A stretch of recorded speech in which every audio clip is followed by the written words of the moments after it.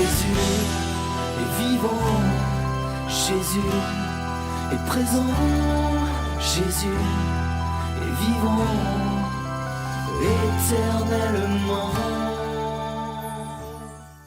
Bien-aimés, je vous salue dans le nom précieux de notre Seigneur Jésus-Christ de Nazareth.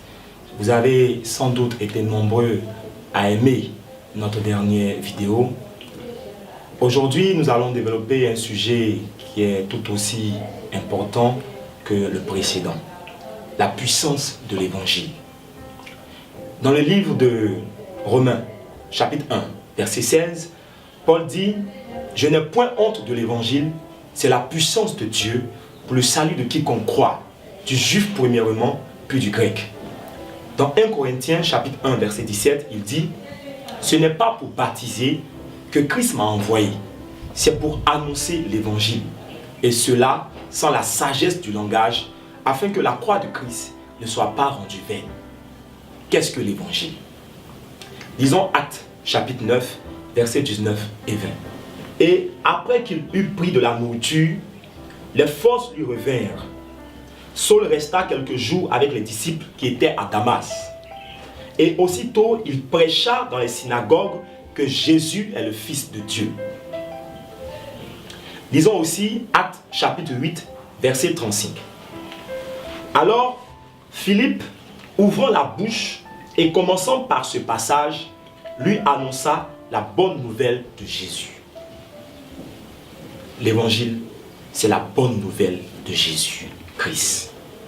L'évangile, c'est ce que Pierre a proclamé dans Acte 2, versets 22 à 38. Évangéliser, c'est prêcher Jésus-Christ.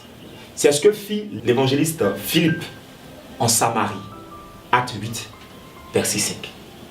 La Bible nous dit que Dieu a tant aimé le monde qu'il a donné son Fils unique afin que quiconque croit en lui ne périsse point, mais qu'il ait la vie éternelle.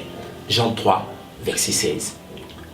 La puissance de l'évangile est révélée dans le ministère de Jésus-Christ, de ses apôtres et de ses disciples. Après la prédication de Pierre, le jour de la Pentecôte, environ 3000 personnes acceptent la parole de Dieu. À Lydde, Pierre trouve un homme nommé Aîné, couché sur un lit depuis 8 ans et paralytique. Il lui dit « Aîné, Jésus-Christ te guérit, lève-toi et arrange ton lit. » Aussitôt, il se leva. La puissance de l'évangile.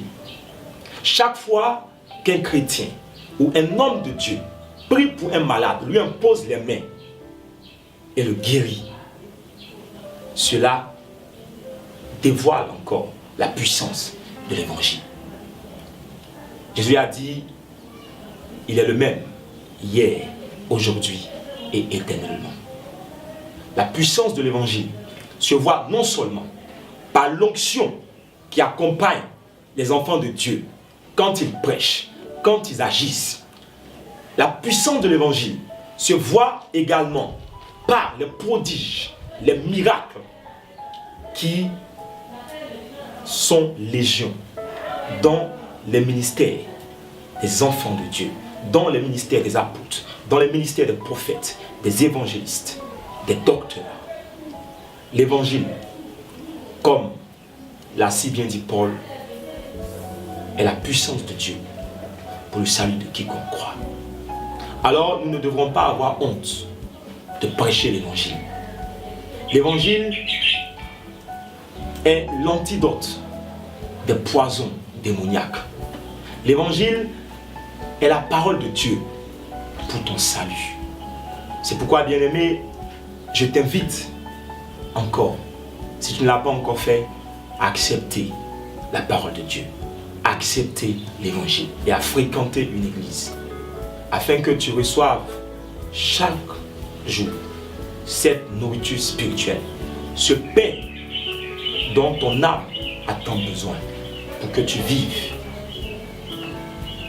Bien-aimé, ne remets pas à demain, car tu ne sais pas de quoi demain sera fait. Que Dieu te bénisse. Jésus est vivant, Jésus est présent, Jésus est vivant éternellement.